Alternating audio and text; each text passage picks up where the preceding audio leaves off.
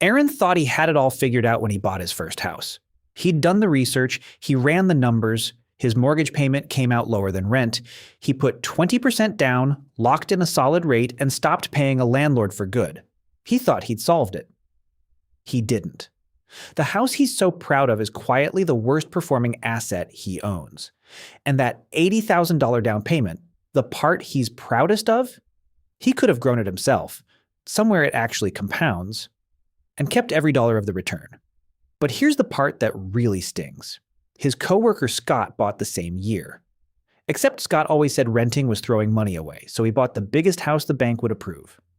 Scott pays about $3,800 a month.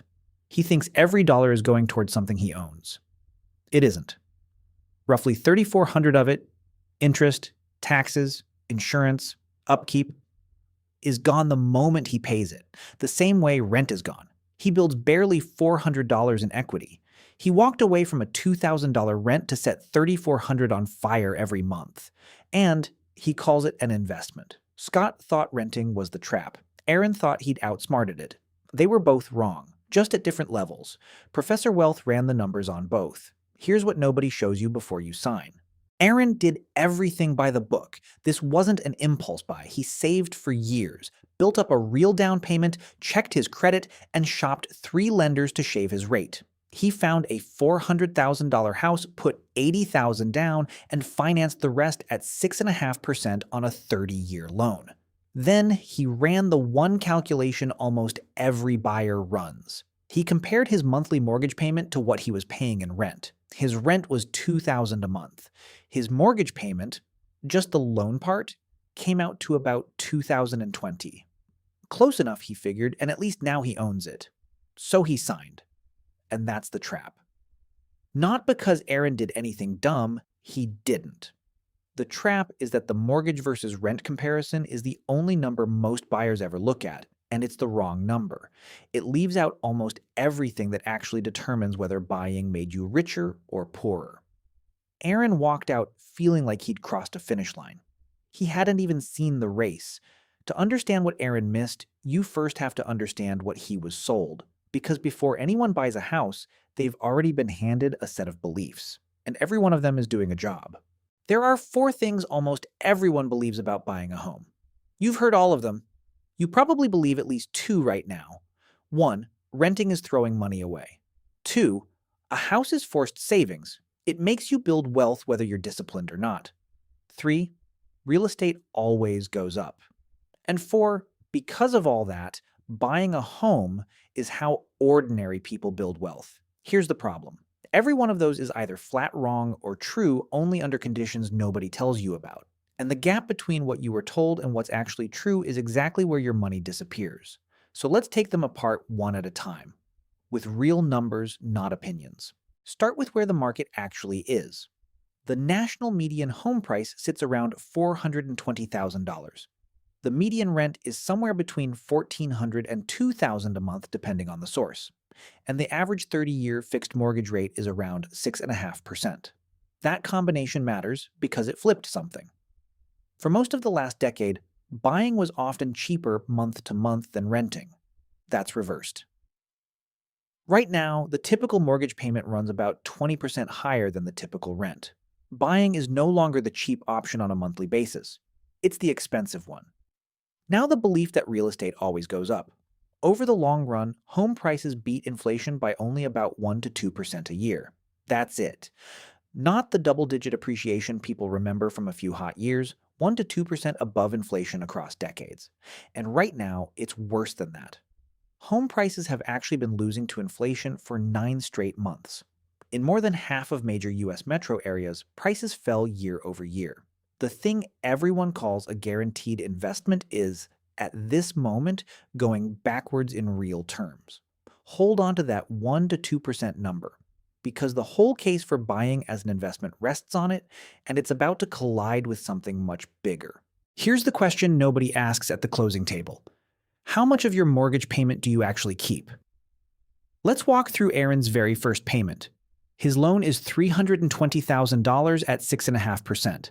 On that first payment of about $2,020, $1,733 goes straight to the bank as interest. $289 goes to principal, to actually owning a sliver of his house. So after his first month as a proud homeowner, Aaron owns $289 of his home. The other $1,700 is gone, exactly as gone as rent. This is what amortization does. In the early years of a mortgage, you are overwhelmingly paying interest, not buying your house.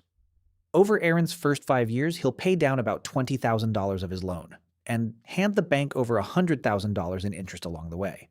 And interest is just one of 4 costs that vanish. Add property tax, which runs around 1% of the home's value a year. Add homeowner's insurance. Add maintenance, which over time also averages roughly 1% of the home's value a year.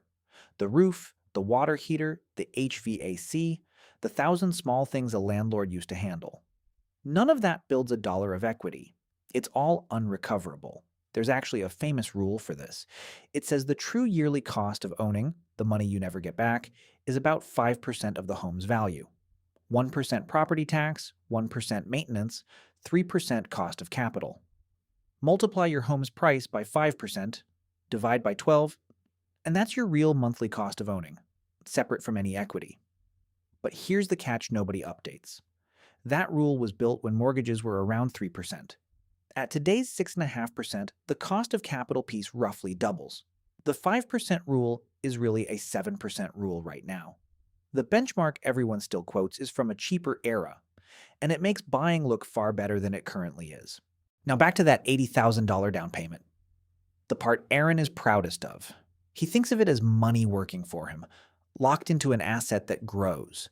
But remember what we said about appreciation. Housing beats inflation by maybe 1 to 2% a year, and right now, it's negative. So Aaron's $80,000 is parked in one of the slowest growing assets he could have picked.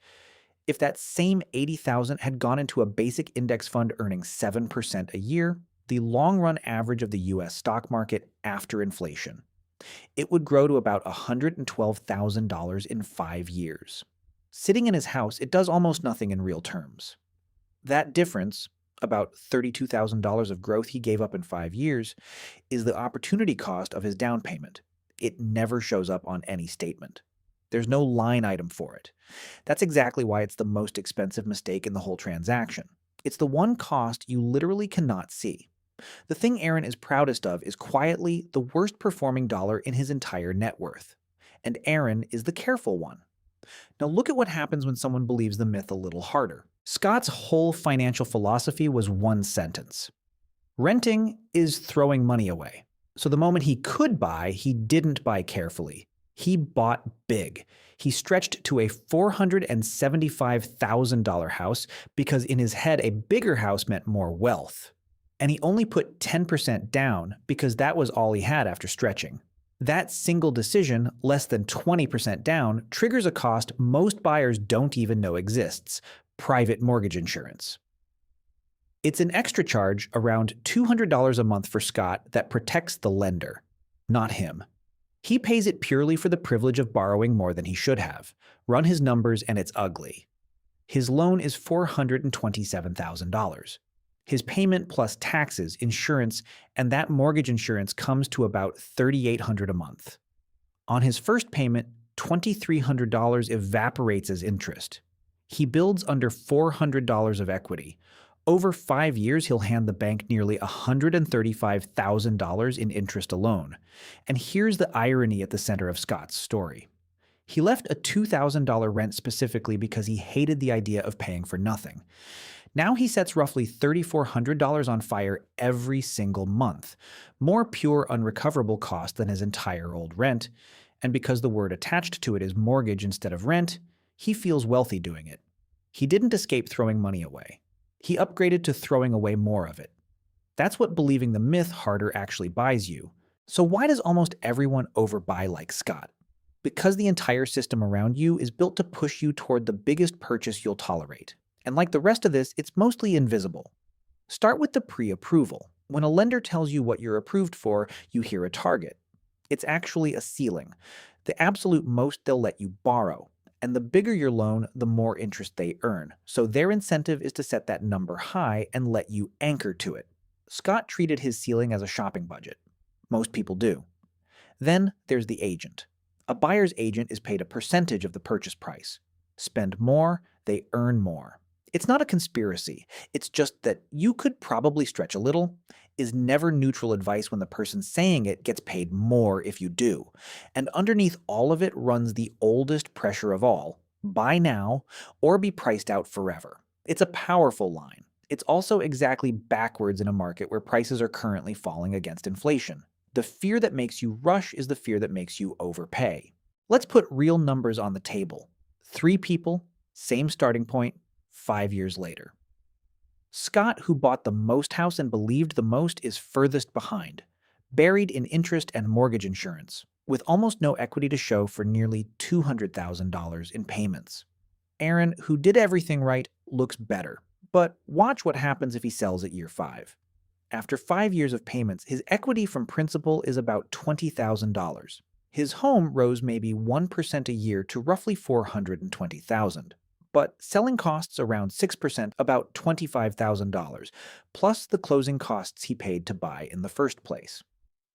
When the dust settles, Aaron walks away with about $95,000 against the $92,000 he originally put in. 5 years of building equity netted him around $3,600. That's it. Now the third person, the one everyone felt sorry for. She kept renting at $2,000 a month, and she did the one thing almost no renter actually does. She invested the difference. She put the $92,000 she would have spent on a down payment and closing costs into the market, and she invested the roughly $800 a month she saved by renting instead of owning. At 7%, 5 years later, she's sitting on about $190,000. Nearly double Aaron. And she can sell any share of it in a day. Here's the honest part, and it matters. The renter only wins because she invested every dollar that buying would have cost, which is the one thing renters almost never do. And because we're in a low appreciation window, stretch the timeline to 10 or 15 years, or put this in a market where homes appreciate faster and buying catches up, then pulls ahead. The point isn't that renting always wins, it's that buying doesn't automatically win. And the difference is decided by numbers nobody runs. So here's how you actually make this decision instead of inheriting it. 4 checks. Run them before you ever talk to an agent. First, the price to rent ratio. Take the price of a home and divide it by the annual rent for a comparable place. Under 15, buying is generally favored. 16 to 20, it leans toward renting. 21 or higher, renting wins clearly. It's one division, and it instantly tells you which side of the bet your specific market is on. Second, the adjusted 5% rule. Multiply the home's price by about 6% at today's rates, then divide by 12. That's your true monthly cost of owning before any equity. If you can rent a comparable place for less than that, renting is mathematically cheaper, and the gap is yours to invest. Third, the break-even horizon. Because of all those transaction costs, roughly 3% to buy and 6% to sell, buying usually doesn't beat renting until you've stayed somewhere between 4 and 6 years longer in expensive markets. So ask yourself honestly, am I staying that long? If you're not sure, that uncertainty has a price, and it's steep. Fourth, and most important, if you rent, actually invest the difference. The renter only beats the buyer because she put the savings to work. If that money just funds a nicer lifestyle, renting loses. The math only works if you treat the gap like the mortgage payment you didn't make. Now, you can run all 4 of these checks by hand, and honestly, you should. But doing it for your exact situation takes some math, so I built a calculator that does it for you. You plug in the home price, your down payment, your rate, the rent for a comparable place, and how long you plan to stay. And it shows you the one number that decides everything. The exact year buying finally beats renting. For you. It's in the Wealth Logic membership, along with the rest of our decision tools. Links in the description, and to be clear, sometimes the answer is buy. If you're staying a long time, your life is stable. You're in a market with a low price to rent ratio, and you genuinely want the home, then buy it and feel good about it. Just buy it knowing what it is. Because that's the real lesson here. Aaron measured equity when he should have measured total wealth. Scott measured pride when he should have measured math. Neither of them ever asked the only question that mattered. Is this house actually a wealth machine? Or is it a lifestyle purchase I'm telling myself is a wealth machine? A home can be a wonderful thing to own. Stability, control, a place that's yours. Those are real, and they're worth paying for, but they're a lifestyle, not an investment strategy. And the moment you confuse the two, you stop running the numbers and start believing the story. The decision was never rent versus buy. It was running the math versus believing what you were told. Now you've seen the math. Run it on your own numbers before you sign anything. If this video showed you something nobody told you before you started house hunting, subscribe to Wealth Logic and hit the notification bell. We break down the hidden math behind the financial decisions you face every day. And if you want that calculator, plus the rest of our decision tools, the membership link is in the description. Run your own numbers before you sign anything.